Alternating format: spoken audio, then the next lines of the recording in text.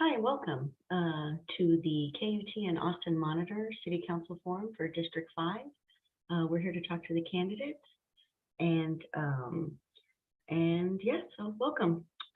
Just a brief primer on the rules. We'll start with opening statements. Each candidate will have 60 seconds and then we'll go into questions. Each candidate will have 60 seconds to answer each question. And then in the case that a candidate is named, another candidate is named in an answer, they are able to request a rebuttal and they will have 30 seconds for that rebuttal. So with those as the ground rules, welcome everybody. I will ask Mr. Ryan Alter for your opening statement. Go ahead.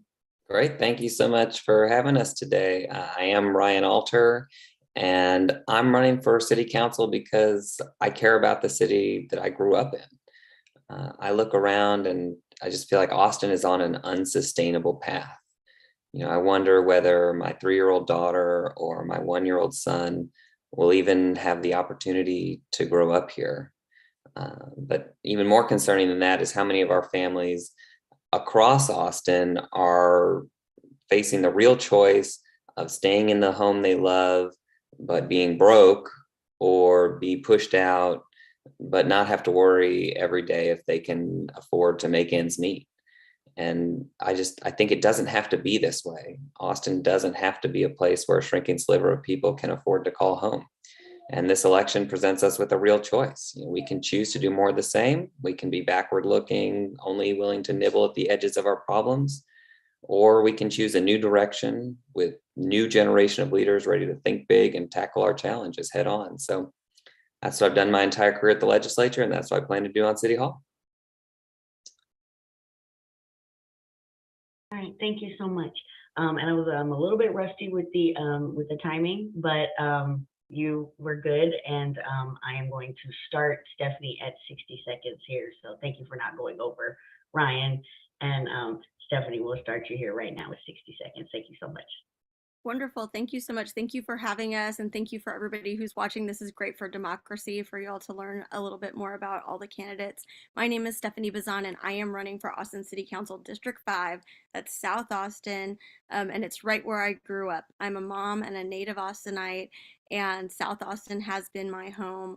I'm also a proud member of the Lamone family in town, so service is part of our roots. I went to St. Elmo Mighty Mustang, and I still love the smell of those rolls in the morning. And I'm also a proud Crockett Cougar grad, which is right in the heart of D5, and a first-generation college student. And I love this city. Austin, Texas is a great place to live, work, and play. But that's not the story for everybody, and that's why I'm running. I'm running because I want my neighbors to be able to stay here, enjoy the city, and thrive, not just work day to day to survive and get by. And that's becoming harder and harder. I'm also running because I have a 4-year-old and a 7-year-old, and I want to ensure that they see themselves in the future of Austin. Is that my time? That's your time. Okay, thank you. Thank you. Thank you, Stephanie. Okay, and then we will challenge my alphabetizing skills a little bit and go with Aaron Whitman for the next. And we are going to reset you and start you right now. 60 seconds. Thanks, Nina. Hi, my name is Aaron Velazquez Webman. A lot of people ask me where my names come from. My mom's actually Mexican, my dad's Jewish, which is why the names are kind of unique in that way. Yeah, my wife and I started a family here a few years ago because we wanted to come to a place that was open-minded, that had there was a great cultural center, that was a lot of fun to be in, and also just had a great community. We love Austin for those reasons. The reason I'm running for office is because when it comes to issues like affordability, public safety, transparency, and homelessness, Austin's currently and promises to continue imitating some of the worst failed policies that we saw done in California that ruined a lot of our cities there. And it's not to really be mean to the people that are making those decisions here in a bad way. It's to say that I'm just extremely terrified that it can happen here as rapidly as it happened over there. I'm not the typical establishment politician. I'm more of an outsider in this race, and I think that's my time, but please feel free to look on my website and check out my policy stances. Awesome. Thank you. And yeah, sorry, again, just kind of trying to calibrate on that. But when I go ahead and give you the thumbs up, that means you hit the 60-second threshold. So if you could kindly wrap up. And that will bring us to Bill Welch, and I will start you with 60 seconds. Thank you, Nina, and thank you for KUT for hosting this. I'm a 38-year resident of District 5 and retired general officer, retired businessman, and entrepreneur. And I'm running because I'm greatly concerned and disappointed with the policy decisions made of our recent council. I think that they've been harmful to our community. I want to see us get back on track and focus on the core municipal functions of municipal government, and that is protection of the people. So that's police, fire, EMS. It's making sure we have ample water and ample electricity, and making sure our roads are safe and wide and capable of carrying the traffic that's needed, that's coming here today and coming again in the future. I think they've missed the mark on all of those things. They've lost track, lost sight of the primary responsibilities of municipal government. And I want to get into the council so I can help us return to reason and get back to what the council's supposed to be doing. Thank you very much. It's great being with you. Okay, great. That was perfect. All right, everyone. Then that leads us to the first question, which is, what is your favorite spot in District 5? In all of District 5, what is your favorite spot? And since we went in alphabetical order, we'll go ahead and start with Bill, and we'll go ahead and start with Bill.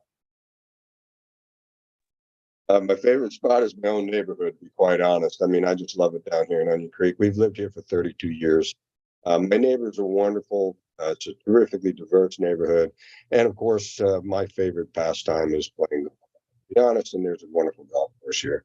But if I'm not here, you can find me eating my favorite meals over at my good friend's restaurant, the Mexican Cafe, a little pitch there. But I just love that place too. It's terrific.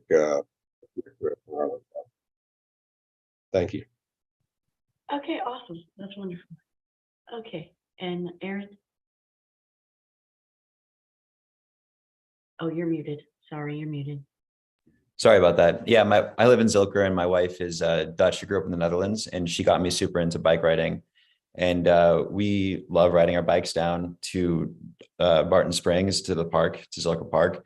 I try to get out there before the sunrise because my kids wake up pretty early, and I have to be there to kind of get them out of bed and stuff. And watching the sunrise in Barton Springs while swimming is my happy place here in Austin, and a really important spot for me, and frankly my family too. I just hope we can continue going there for forever. Awesome. Thank you so much. All right, Stephanie. Sure, it's hard to pick one spot, but I'm going to pick Garrison Park just because for me it represents past, present, and future. So when I was a little kid, my brother played baseball right behind there, and that was the neighborhood pool we went to. And of course, I've mentioned Crockett, and so it's right there by Garrison. And then my kiddos really, enjoy that park now, and it's somewhere where we can bike to, which is wonderful. And I see lots of possibilities and opportunity for it. There's definitely some things that we can do to add to it. And then since we're being foodies, I'm going to shout out to a couple of my friends, Miguel at Valentina's and Bo at Moreno Barbecue. We're becoming quite the little barbecue place. We've got Slab down here too now, so you can do a whole barbecue day just in South Austin. That's awesome. Thank you so much. Fun fact, Garrison Pool is where I personally learned how to swim. So love Garrison Park. And Ryan, go ahead. Well, Stephanie took mine. I was Garrison Park. My kids, like I said, I have a 3 and 1 year old, and they love to go play there. But it's really all our outdoor spaces. What we love little Zilker. They've got a great playground that my kids love. Even over behind Barton Hills Elementary, that's a great playground. The Greenbelt back there. But yes, Garrison is our go-to park, and we love it there. And I'm sure we'll have many more fun trips down the slides and the swings and all that. So. Awesome. Okay, thank you. All right, so that was kind of a warm-up question, to be honest. None of y'all went even your time. So this next one will probably be a test of that, but just again, once you see me give the thumbs up, and I may do it just at 55 seconds, just so you know, to kind of wrap up. So, okay, we will start with Ryan again. Why do you think your experience and policy proposals make you the best choice for District 5? Yeah, sorry about that. Why do you think your experience and policy proposals make you the best choice for District 5? Sure. So I think that's kind of a two-part deal. On the policy side, I'm the candidate in this race who's released detailed policy proposals, more than just high-level talking points, but actually here's what I think we should do. And I think the voters deserve to know specifics about what the candidates are going to do. And that comes from my experience, both in the public and private sector. I've spent my career at the legislature, and to get anything done in a Democratic office at the legislature, you have to be able to have not just good policy, but also be able to work with stakeholders, build consensus, and navigate the political process to get anything done. We can't pass anything by ourselves. We have to work with the Republicans and build that consensus to get anything done. And so I know how to do that in terms of a policymaking body. My sister and I started a small family business that built missing middle housing right here in Austin, all of it under the median home price. So I know what it means to make Austin affordable because I've done it.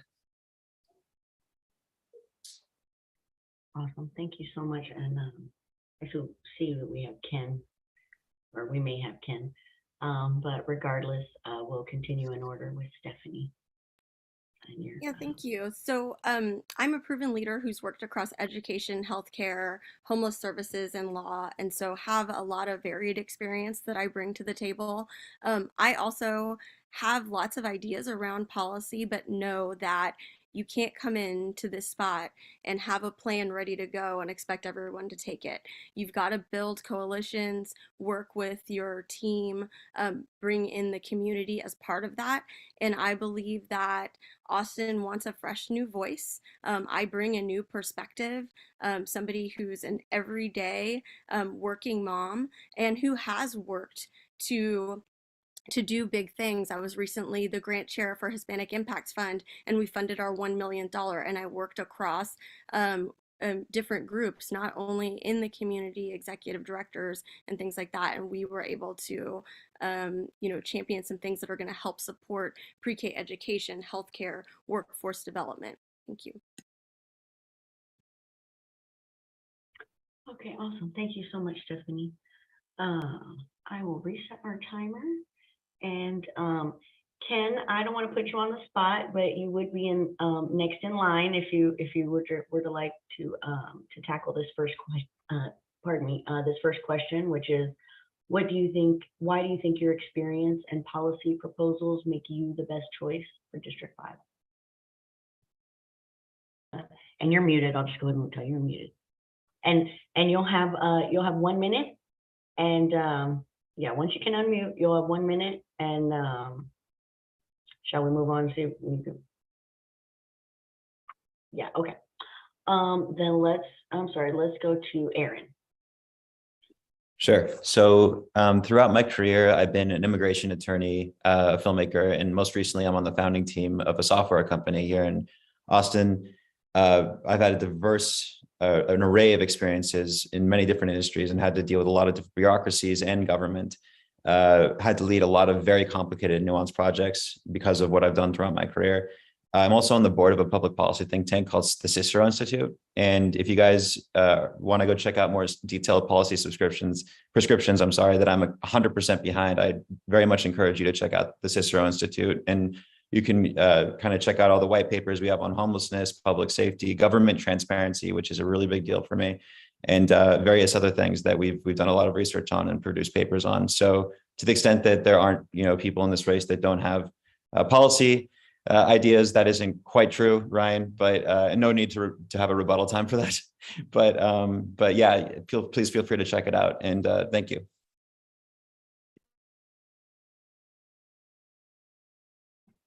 Thank you for that, Aaron. I don't know if we need to invoke I don't think we need to invoke it yet. That's okay, fine. Cool. And then Ken, are you ready? Yeah, we're not able to hear you, Ken. I'm sorry. Unfortunately, we're not able to hear you. Yeah. Yeah, it looks like your mic is off. You might have to play with your mic settings. Yeah.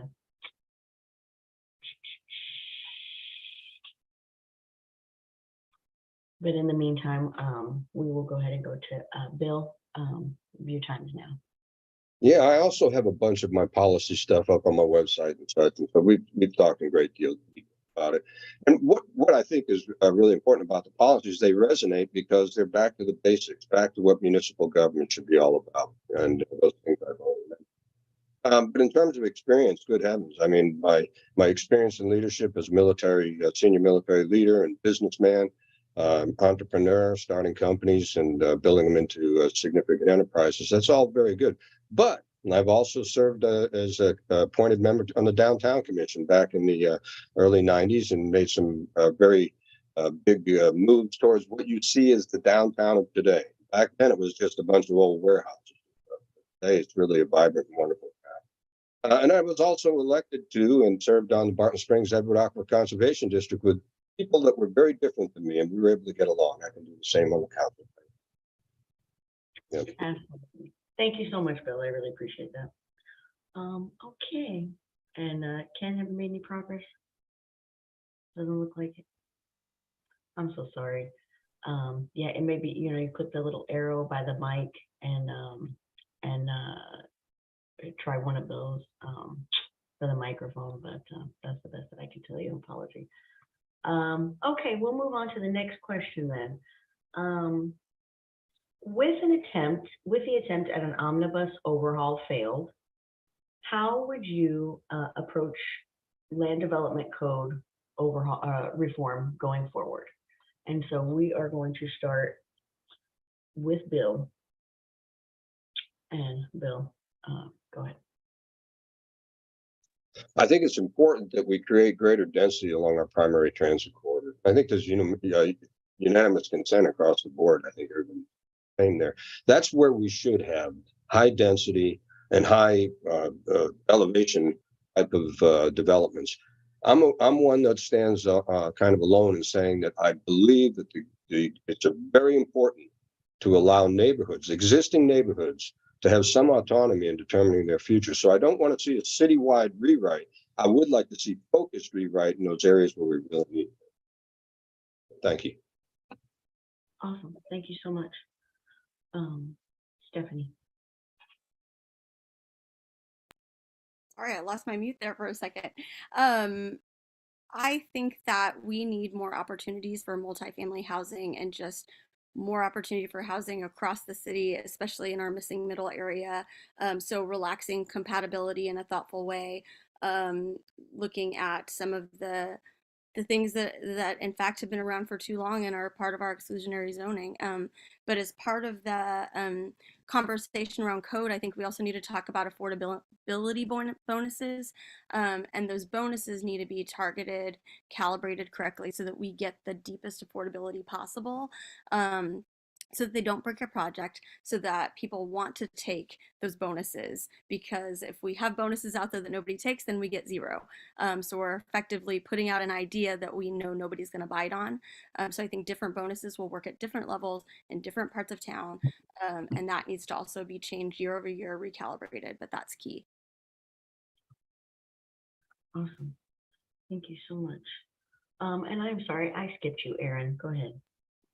Yeah, no, I actually tend to agree with Bill's take on this. I do think we need more density along the corridors, but I especially, and I've always maintained that it's not whether or not it's right to redo the land code. I think that one of my opponents at least always talks about this kind of technocratic, bureaucratic way to stuff sort of like a central zoning reformation plan down the throats of all the neighborhoods. That whether or not that would be the right way to go about it is irrelevant, because neighborhoods have rights, and you have to be pragmatic, and you have to bring them to the table.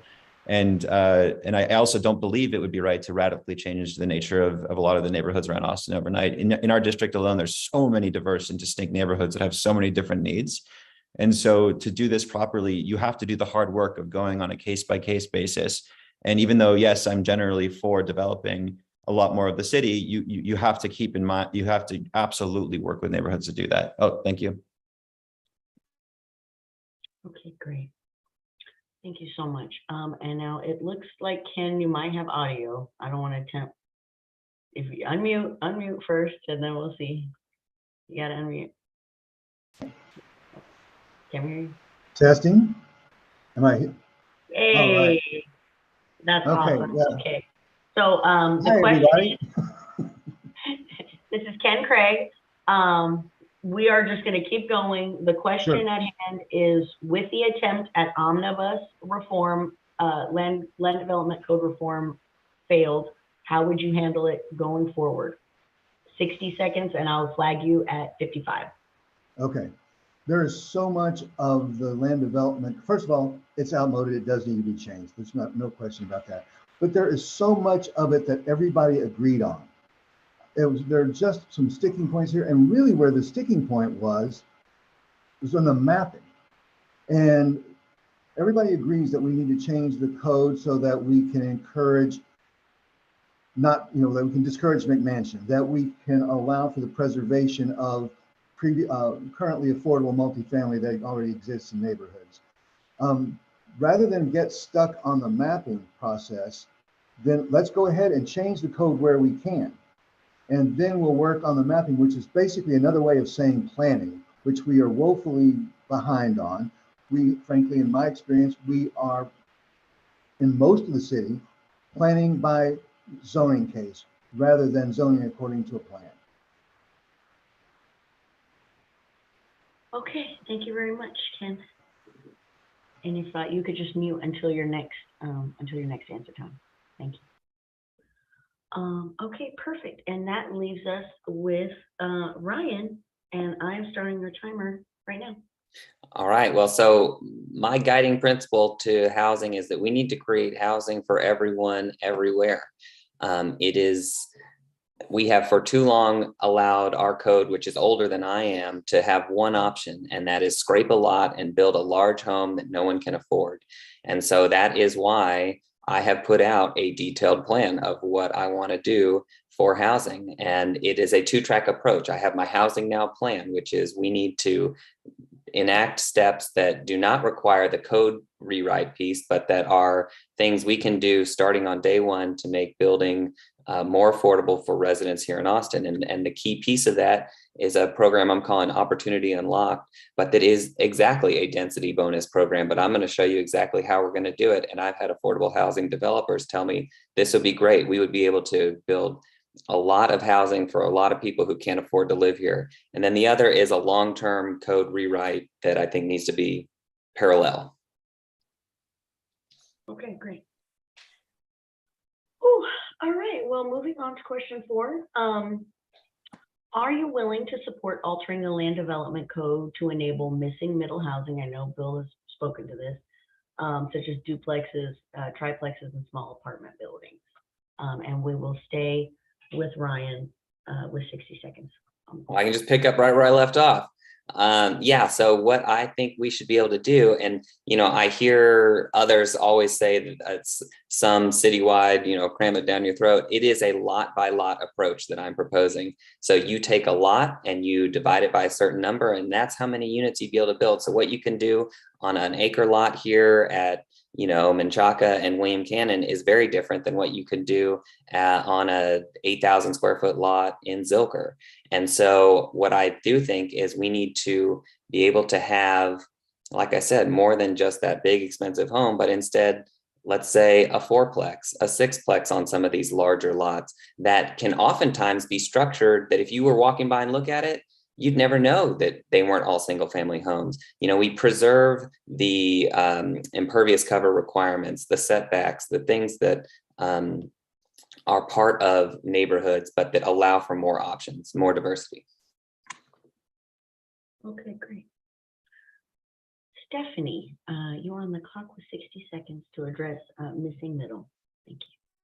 Thank you so much. And missing middle is one of my favorite things to talk about. So I'd absolutely be for adding more missing middle and opportunities for everybody all over the city. And again, when I talk about this, I want to make sure that people know that I don't want to get rid of what people love about their neighborhoods or put a big skyscraper in the middle, next to Garrison Park, but we certainly need more housing for people across the board, different types of families. And I think that the missing middle portion of this is important. And so absolutely. Awesome. Thank you so much. Ken. Thank you. One of my first forays into this was working with the South Austin Combined Neighborhood Plan, and we actually did create areas where the missing middle was appropriate, and I absolutely believe the code should allow that. It already exists in many neighborhoods. As I'm walking through Zilker, Barton Hills, Southwood, South Lamar, there are some of these smaller multifamilies, the missing middle, that exist either on the edge or in the middle of neighborhoods, and they are actually much more preferable, of course, than the large, expensive single-family home that might be there otherwise. So yes, I'm absolutely a fan of that.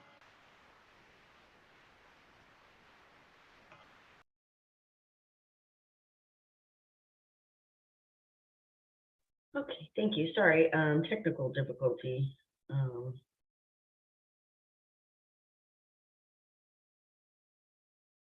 Someone needs to invent a timer on Zoom that's just a little clock you can.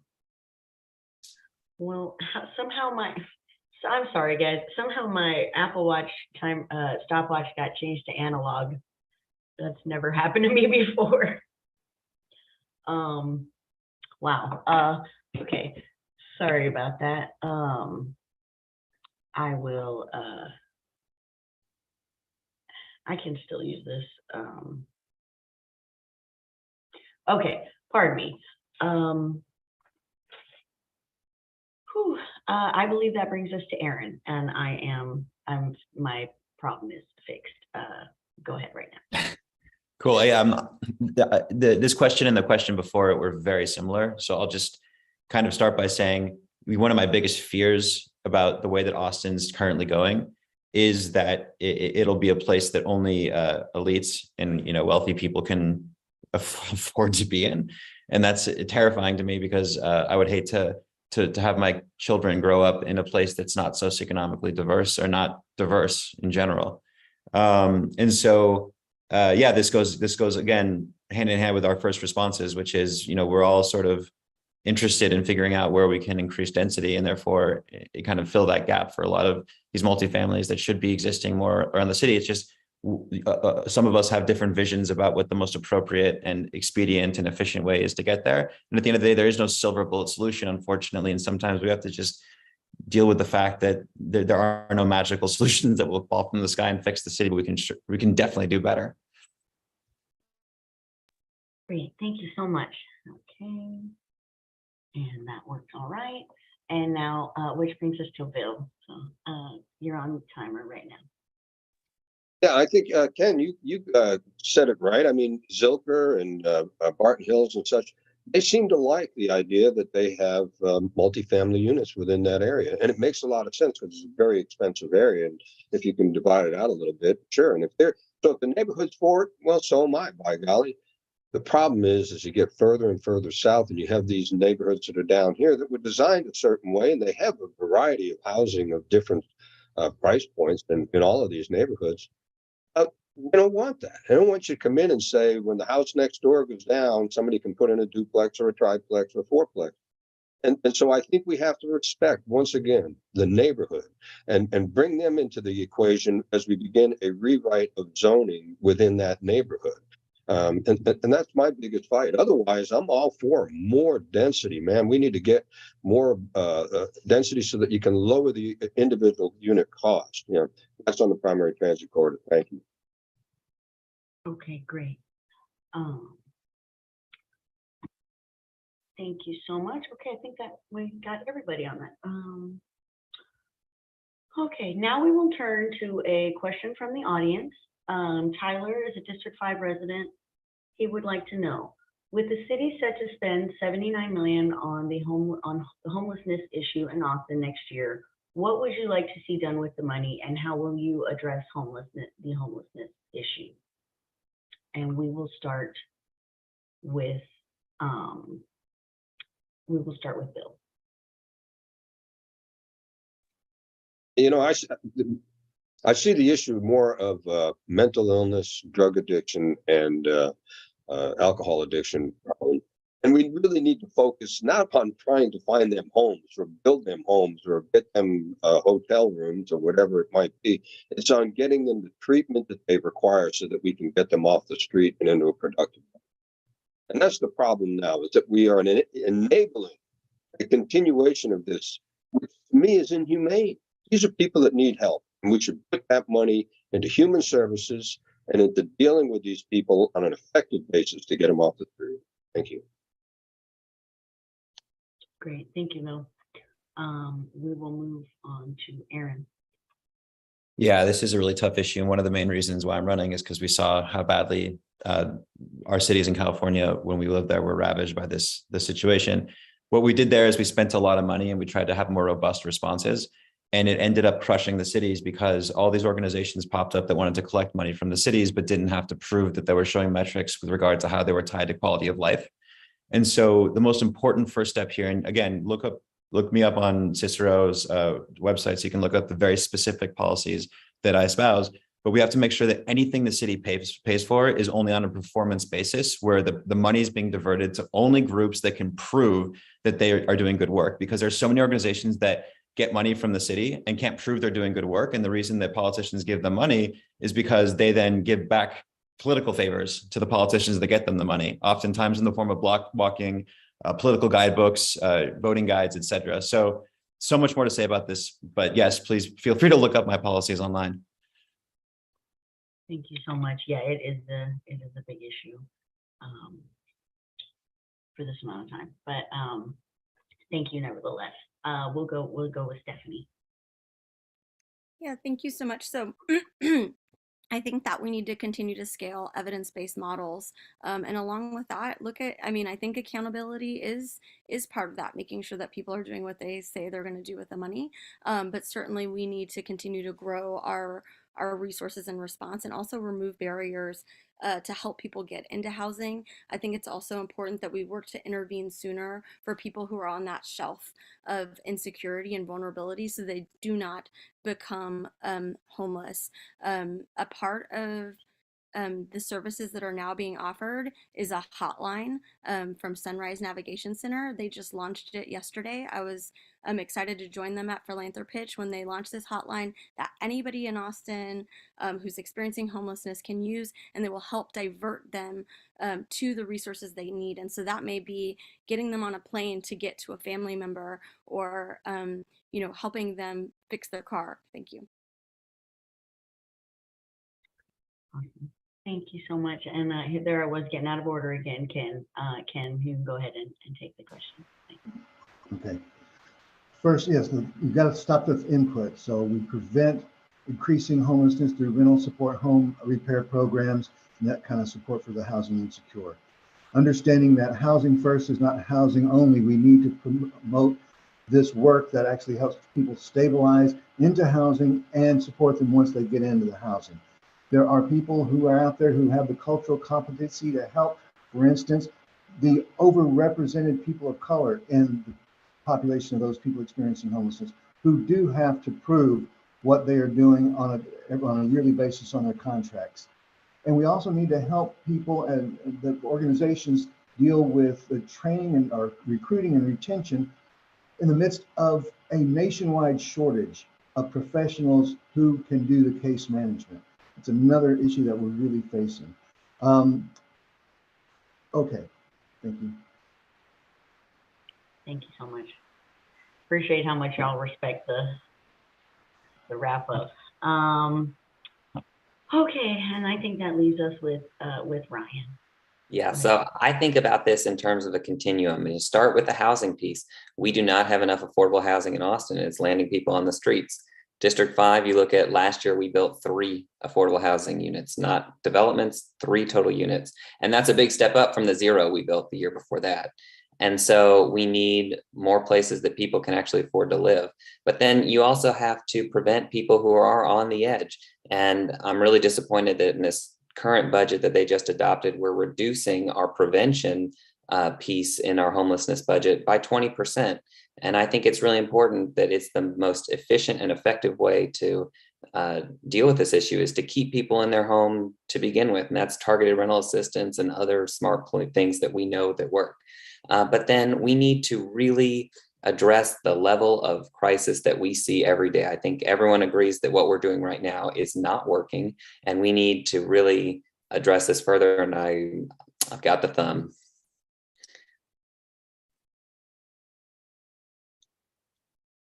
Thank you. Don't want it to turn into a thumbs down. No, never. Plus, yeah, no. Although I do want to try to get to as many questions as possible, so try to be cognizant of the time. So appreciate y'all in the interest of the viewers. So next question, how do you feel about Project Connect? And when was, this is a question stolen shamelessly from one of my colleagues. When was the last time you rode public transit? So two-part question. One, how do you feel about Project Connect?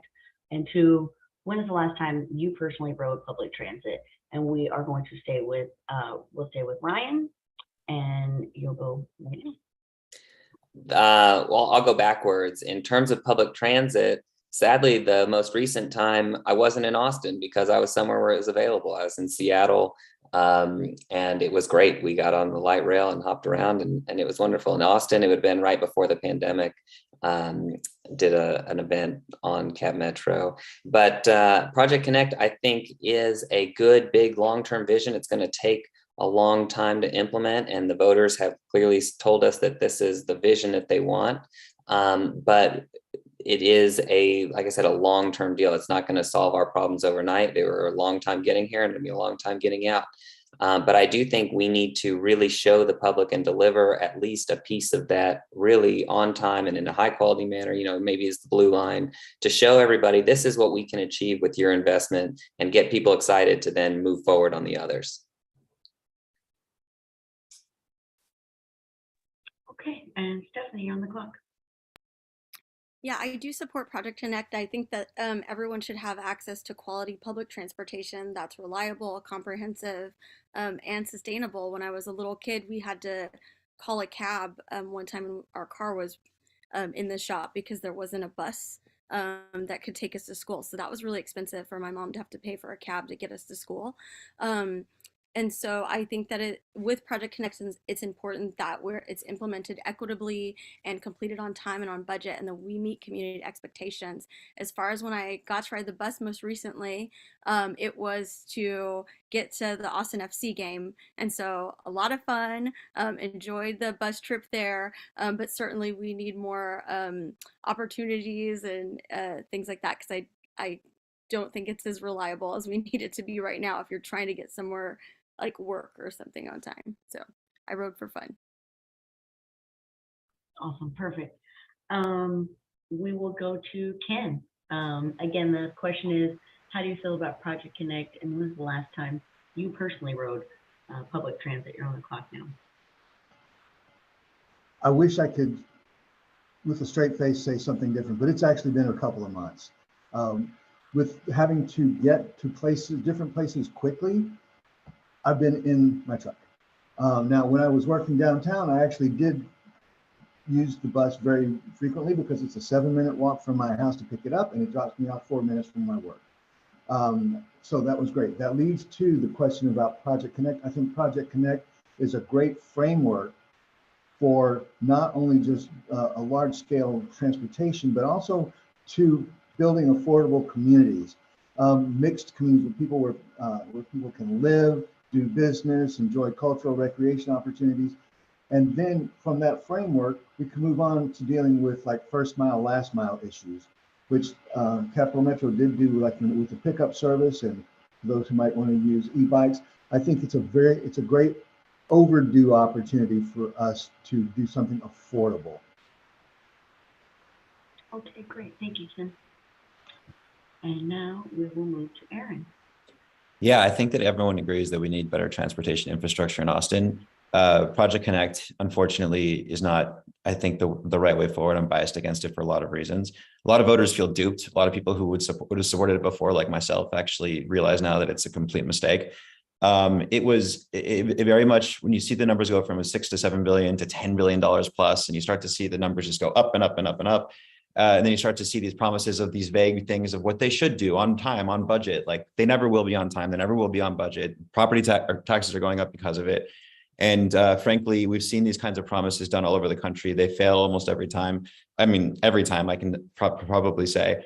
And with regard to the last time I've been on public transit, man, in Austin, I don't think I've ever ridden on public transit because we have such bad infrastructure here. I think I was in the Netherlands the last time I was on public transit visiting my wife's family last summer. Okay, thanks.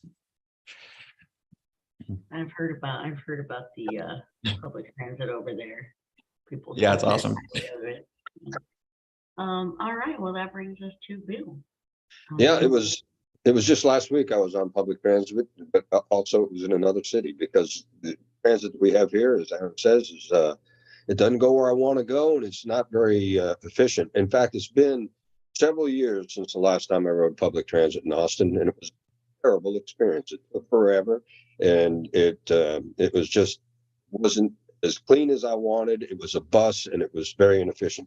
I voted for the Project Connect, and I feel duped, just like Aaron said. I mean, I bought a bill of goods, and they are way over budget. They're offering less than they promised. Do you know that District 5 gets one thing? We get an express bus added to our area.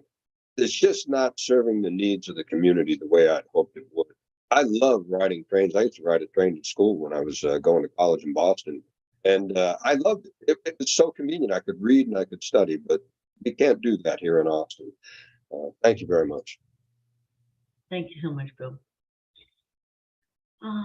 Okay, that brings us to our next question.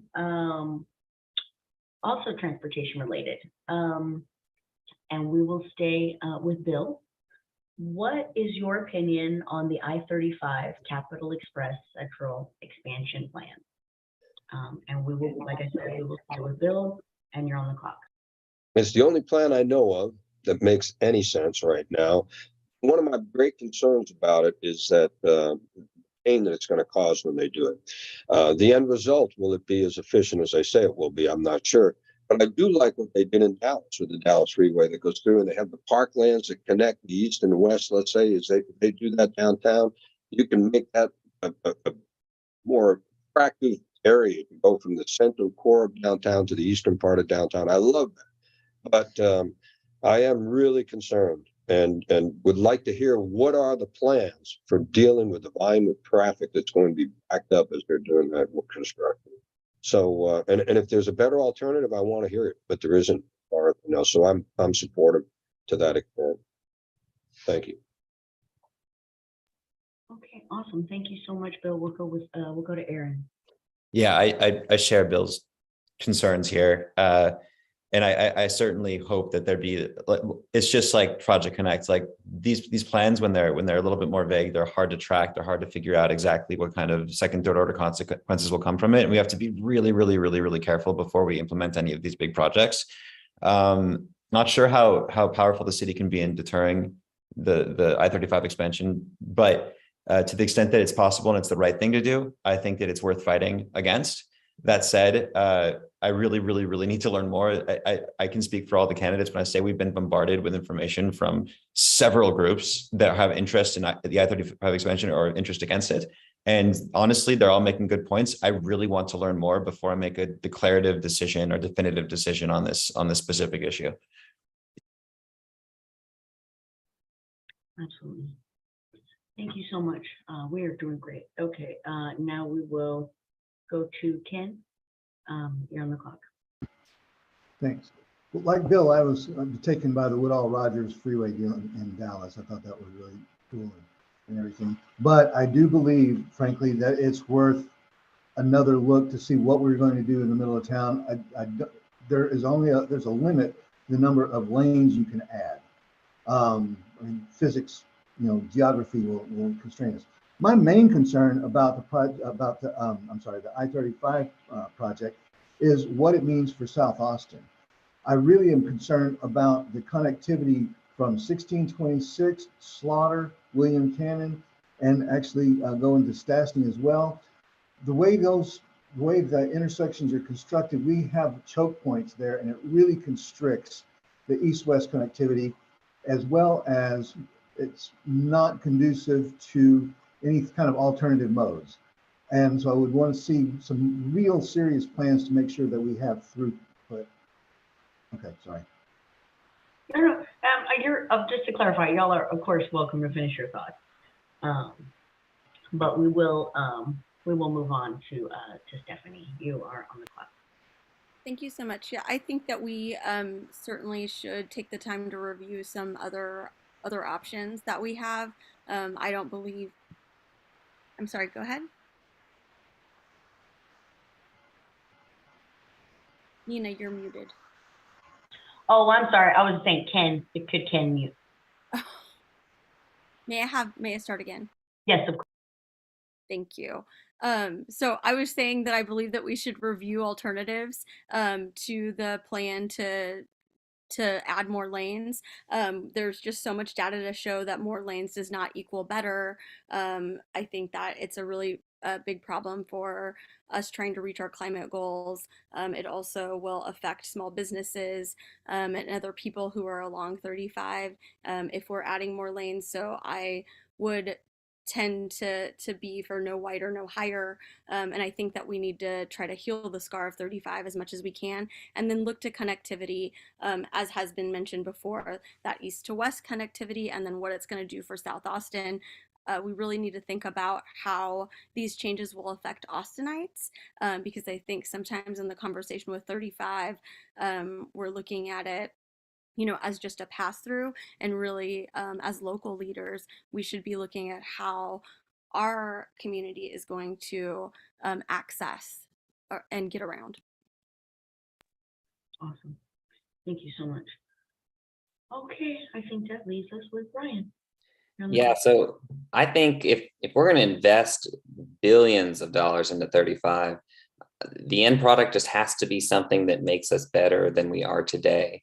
And I think what that means for us is, we can't spend billions of dollars on Project Connect and then spend billions of dollars just to expand I-35 in a manner that works against that investment in Project Connect. We need them to work hand in hand, and for it to actually support multimodal transportation. And so have whatever we build along 35 allow for our multimodal options to lower emissions for our region. We need, our climate is too important, and the need is too great for us to just continue to keep doing the things we've been doing and polluting into our region. And lastly, I think we have to end the over a century of racism that this road has cemented in our community. Awesome. Thank you so much. Okay, this will be our final round of questions. I really appreciate everybody's thoughtfulness and answers. I have a couple of options, but I think I will choose, how would you address the challenges the Austin Police Department is facing with regards to recruitment? And we will stay with Ryan at 60 seconds. Go ahead. Yeah, it's really troubling, the number of vacancies that we have at APD. It's not serving our citizens to have those number of vacancies. And I think it comes from a couple of things. Part of it is the relationship, or really lack thereof right now, between council and APD. And I think it also comes from just what we're asking of police officers right now. We are asking them to be social workers and mental health professionals and do a lot of things that they not necessarily trained to do, but it's not within their bailiwick. And so what I think we should do is take the pressure off of APD a little bit and really think holistically about our public safety, and have the right response professional be utilized, especially for responses to mental health crises and things like that, and make it a more enjoyable place to work. Okay, great. Thanks, Ryan. Stephanie, you're on. Yeah, thank you. I think that we can have a great police force that is supported and also have communities that really feel safe. I think that it is important that we do support our current officers and make sure that we're supplying some of the other services around mental health and some of these other areas that they're being pulled to help with, so that they can focus on serving the public, being peace officers. And I think that as far as recruiting goes, we do need to work together to fill those vacancies and make sure that we have more officers who represent the people in the city that they're serving. And part of those opportunities, we get back to housing and making sure that we have good, housing opportunities for the people who serve us day to day. And so, yeah, I think it's going to be a community effort of coming together and realizing that, working together. Thank you. That minute goes fast.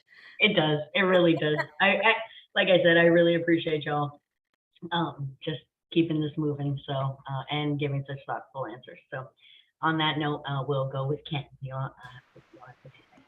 Okay. When you're competing with basically a nationwide shortage of cadets, you really have to be creative, and broadening the scope of the recruiting base is really key. I saw that back in 2013 when I went to the Citizens Police Academy. We need to start broadening it then. We need to broaden it now. We also need to make sure that people understand the curriculum. The folks who are going through now are much happier with the curriculum than the folks who are coming and kind of frankly dropping out because of the way that it was forcing them to have the mindset.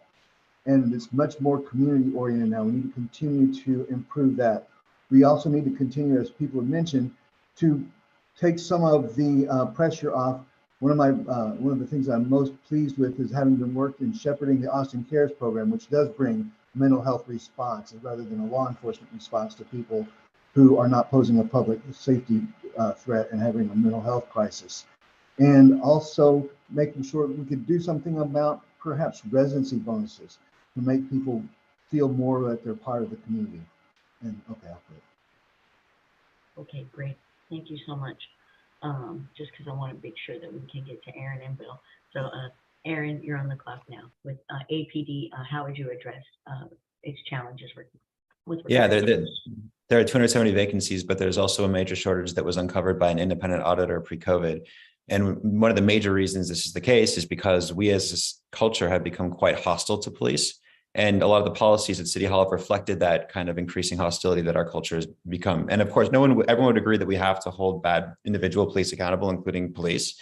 The problem with being hostile to the police, though, is making it unattractive and unappealing to apply to a police force when it's already so dangerous, as Ryan pointed out. I went on a ride-along 2 weeks ago, witnessed a whole slew of dangerous situations that the police had to get into on a random night in the middle of the week. And this is not a very fun job. It's a very hard job. But we've lost this sense of respect that we should have as a society for police officers. They're lacking resources for their training facilities. There's so many other things that we can go into, but generally speaking, we have to stop being hostile as a city towards the police as the first step in trying to figure out how to recruit quality cadets, or no one's going to apply.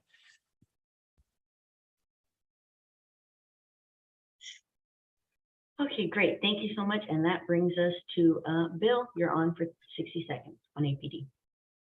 Yeah, okay, well said, Aaron. And I believe that this situation that we're in is a self-inflicted wound committed by our current city council, and the bad policies that have been enacted to defund and to turn against our police officers. We need to be supportive of them. And we have to recognize it's a profession.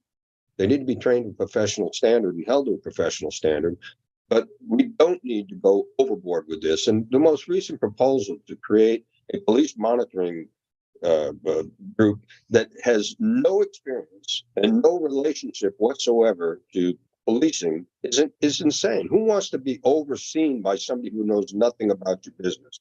We need to be smarter about how we deal with the police and be more supportive of the important role that they play, and certainly hold them accountable to be the professionals that we expect in our community. But I think they are for the most part. So thank you very much. Okay, great. Well, that brings us to the end. I really appreciate, I don't think I introduced myself at the beginning. I'm Nina Hernandez with the Austin Monitor. Really appreciate the thoughtful answers, civil discourse, and look forward to seeing you all again. And again, thank you. Thank you, Nina. Thank you. Early voting starts Monday. That is very true. Yeah, that is very true. Early voting